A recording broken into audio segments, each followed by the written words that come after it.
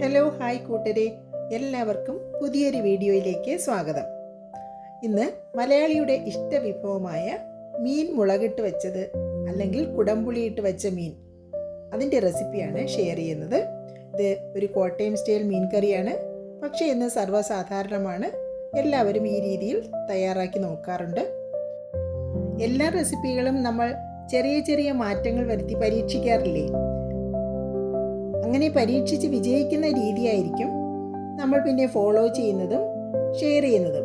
അപ്പം അത്തരത്തിൽ വളരെ രുചികരമായി തോന്നിയ ഒരു റെസിപ്പിയാണ് ഞാനിന്ന് ഷെയർ ചെയ്യുന്നത്.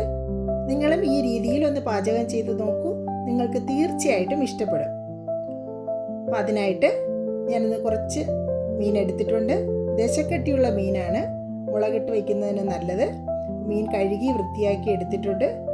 അതിനെ സ്കിന്നെല്ലാം റിമൂവ് ചെയ്ത് ക്ലീൻ ചെയ്ത് ചെറിയ കഷ്ണങ്ങളാക്കി എടുക്കുന്നുണ്ട്. ആദ്യം തന്നെ ഇതിനാവശ്യമുള്ള കുടംപുളി എടുക്കുന്നു. 2 കുടംപുളി ചെറിയ കഷ്ണങ്ങളാക്കി കഴുകി എടുത്തിട്ടുണ്ട്. അതിലേക്ക് 2 കപ്പ് ചൂടുവെള്ളമാണ് ഒഴിക്കുന്നത്. വെള്ളമൊഴിച്ച് നമുക്കത് മാറ്റി വയ്ക്കാം. ഇനി ഇതിന് ഗ്രേവിക്കായിട്ട് കുറച്ച് കൊച്ചുള്ളി, 2 കഷ്ണം ഇഞ്ചി, 4 പച്ചമുളക്, കുറച്ച് വെളുത്തുള്ളി, ഇതെല്ലാം ഒരു മിക്സിയുടെ ജാറിലേക്ക് എടുത്തിട്ടുണ്ട്. ഇനി നമുക്കിതിനെ ഒന്ന് അരച്ചെടുക്കാം. അരപ്പ് തയ്യാറായിട്ടുണ്ട്. ഇനി ഒരു ചട്ടി അടുപ്പത്തേക്ക് വെച്ച് ചൂടാകുമ്പോൾ ആവശ്യത്തിന് വെളിച്ചെണ്ണ ഒഴിക്കാം. വെളിച്ചെണ്ണ ഒന്ന് ചൂടായി വരുമ്പോൾ നമുക്ക് കടുകിടാം. അപ്പോൾ കടുക് പൊട്ടി വരുമ്പോൾ കുറച്ച് വറ്റൽമുളക്, 1/4 സ്പൂൺ ഉലുവ ഒന്ന് പൊട്ടി വരണം. അപ്പോഴേക്കും കുറച്ച് കറിവേപ്പില, പിന്നെ നമ്മൾ തയ്യാറാക്കി വെച്ചിരിക്കുന്ന ഉള്ളി പേസ്റ്റ്. അപ്പോൾ അതൊന്ന് വഴറ്റി യോജിപ്പിക്കണം. ഉള്ളി നന്നായിട്ട് മൂത്ത് വരണം.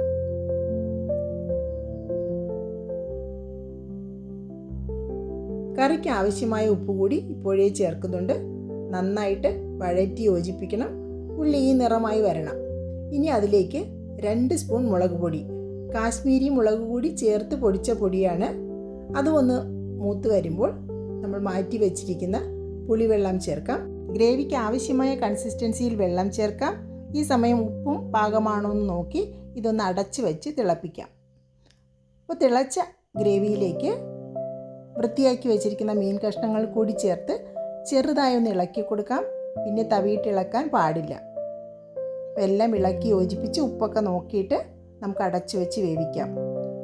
ഇടയ്ക്കിടയ്ക്ക് 1-2 പ്രാവശ്യം മൂടി തുറന്ന് ഒന്ന് ചുറ്റിച്ച് കൊടുക്കേണ്ടതാണ്. ഇപ്പോൾ നമ്മുടെ മീൻ ഫൈനൽ സ്റ്റേജ് ആയിട്ടുണ്ട്. അരപ്പെല്ലാം വറ്റി കുറുകിയ ചാറോടുകൂടി മീൻ വെന്ത് കിട്ടിയിട്ടുണ്ട്. ഇനി നമുക്ക് ഫ്ലെയിം ഓഫ് ചെയ്യാം. നമുക്കിതിനെ ഒരു സെർവിങ് ഡിഷിലേക്ക് മാറ്റാം.